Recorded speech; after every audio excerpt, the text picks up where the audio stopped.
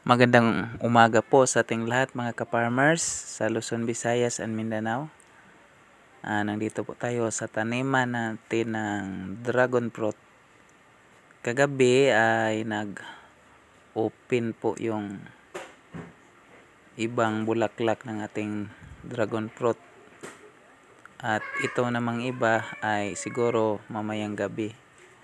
Pero itong open kagabi at ngayong umaga ay gumising po ako ng maaga kasi dapat po ito malagyan ng powder sa sarili niyang bulaklak para yan ay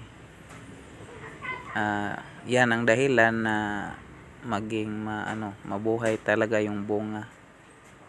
Yan ang mga paraan para lumalaki din ang kanyang bunga. Kaya dapat talaga malagyan. So ito na po yung bago nating tanim na loya kahapon. At pasalamat po ako kasi umuulan kaya madali pong tumubo yung bagong suloy sa ating tanim na loya. Balik tayo sa ating dragon fruit mga ka-farmers. Kagabi may 6 na namulaklak, nag-open yung bulaklak. Kaya ang gagawin po natin ngayon ay lagyan ng powder yung may yung mataas sa gitna na parang bulaklak din sa gitna. Kailangan malagyan po yan ng powder para tuloy-tuloy po yung magandang bunga.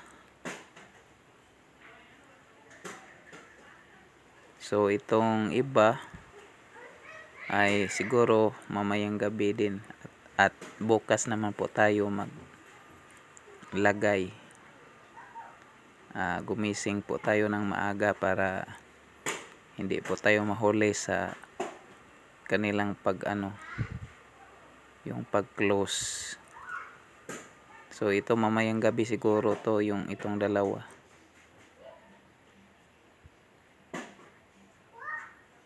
So ganyan po ang forma sa ating NB Mini Farm sa ating bakuran.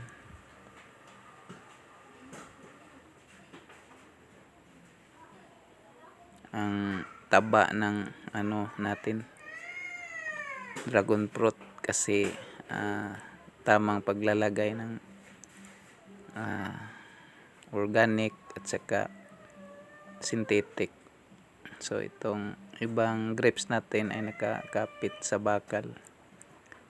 So ito na mga ka-farmers, nagsimula na po tayong maglagay ng yung mga powder sa gitna ng bulaklak ng ating dragon fruit. So ganyan po ang forma. Kailangan talaga malagyan kasi yan ang paraan upang maganda po yung bunga at saka mabuhay talaga. At kung mabuhay man ito ay malaki po ang bunga kasi nalagyan po natin. So ganyan lang mga ka-farmers. So ito na variety ay puti, halos puti po itong na itatanim po natin. Kaunti lang po yung ibang variety.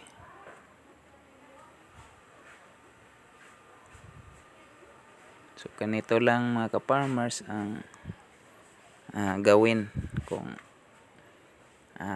mayroon kayong dragon fruit, kasi yung iba ay pinabayaan lang nila kaya hindi na tuloy yung pagbubunga ng kanilang dragon fruit kasi ano talaga, kailangan na maging ganito ang proseso sa patubo ng bunga.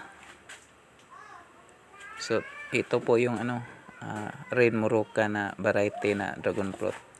Isa lang po ang namulaklak.